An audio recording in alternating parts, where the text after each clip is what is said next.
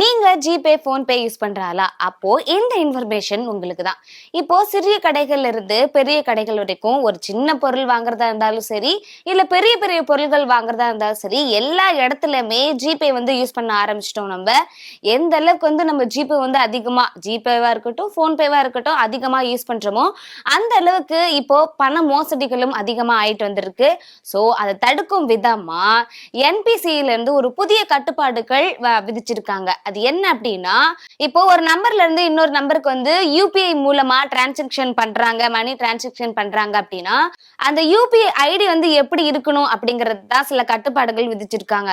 அது எப்படி இருக்கும் அப்படின்னா, ஏல இருந்து இசட் வரைக்கும், அதாவது ஏ டு இசட் வரைக்கும் இருக்கக்கூடிய லெட்டர்ஸ், இல்லைன்னா 0ல இருந்து 9 வரைக்கும் இருக்கக்கூடிய லெட்டர்ஸ் மட்டும்தான் அந்த யூபிஐ கோட்ல வந்து இருக்கணும். அந்த ஸ்பெஷல் லெட்டர்னு சொல்லுவாங்க இல்லையா, அட்டு ஸ்லாஷ் அப்படிங்கிற எண்கள்லாம் வந்து அந்த யூபிஐ டிரான்சாக்ஷன்ல வந்து பயன்படுத்தக்கூடாது அப்படின்னு சொல்லிட்டு கட்டுப்பாடுகள் விதிச்சிருக்காங்க. எப்படி அப்படின்னா, இப்ப என் பேர் வந்து ஹேமான்னு வச்சுக்கோங்க, ஹேமா அட்டு 123 அப்படின்னு இருந்துச்சு அப்படின்னா அந்த யூபிஐ டிரான்சாக்ஷன் ஐடி வந்து செல்லுபடி ஆகாது. அதுக்கு பதிலா ஏ டு இசட் இருக்கக்கூடிய லெட்டர்ஸ்களும் 0ல இருந்து 9 வரைக்கும் இருக்கக்கூடிய எண்களும் மட்டும்தான் பயன்படுத்தணும் அப்படின்னு சொல்றாங்க. அப்படி இல்லை அப்படின்னா ஏ டு இசட்ல பாதி லெட்டர்ஸும் 0 to 9ல இருக்கக்கூடிய பாதி நம்பர்களும் சேர்ந்து ஒரு ஐடியா கூட யூஸ் பண்ணலாம்.